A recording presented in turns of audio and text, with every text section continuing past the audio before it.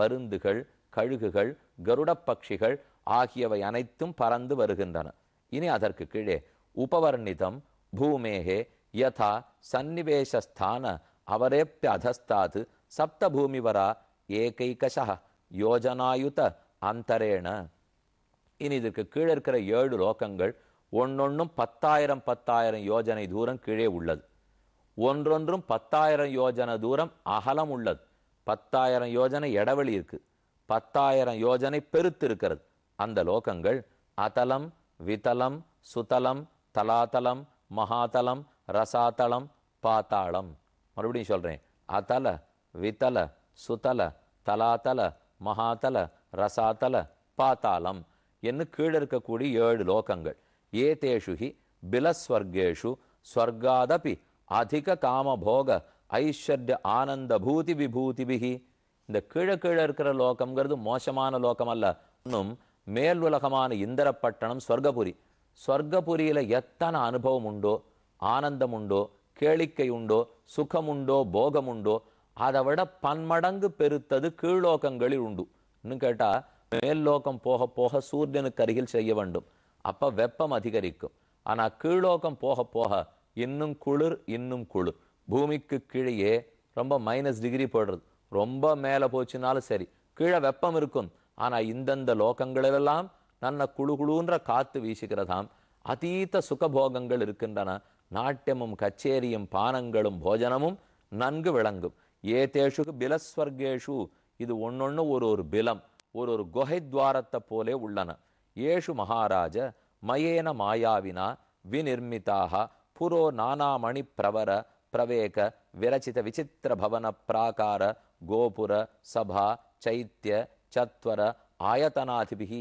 அங்க இருக்கிற மண்டபங்கள், கோபுரங்கள், பிராகாரங்கள், தோட்டங்கள், துறவுகள், சோலைகள், ஆங்காங்கு இருக்கக்கூடிய நீர்நிலைகள், ஏரிகள், ஆறுகள், இது இத்தனையும் மயன் முதலான பெரிய சிற்பிகளாலே வடிவமைக்கப்பட்டுள்ளவையாம். அதுக்கு அடுத்த லோகத்திலேருந்து இப்ப சொல்ல போறார். முதல் லோகம் அதலம், அதல லோகம் அத அதலே மயபுத்ரோ அசுரோ பலோ நிவசதி. மயனுடைய பிள்ளையான அசுரன் பலன், அவன் தான் அங்கு வசிக்கிறான். அவனுக்கு 96 மாயைகள் தெரியும்.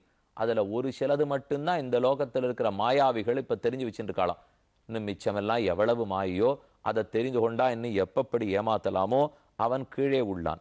அந்த மாயை தெரிஞ்சுபடுத்தினா புருஷ ஈஸ்வரோகம் சித்தோகம் இதி.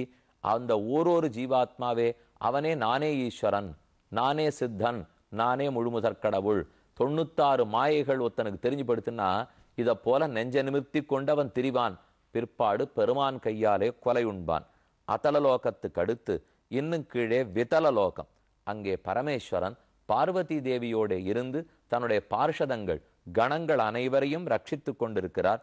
ஹாட்டகம் என்ன ஸ்வரணமயமான ஒரு பானம் பிரவகிக்கிறதாம். ஸ்வரணம் தங்கம், ஹாட்டகம்னா தங்கம். தங்கமயமான ஒரு ஆறு ஓடுகிறது. அதை குடித்தே அனைவரும் ஆனந்தப்படுறார்கள்.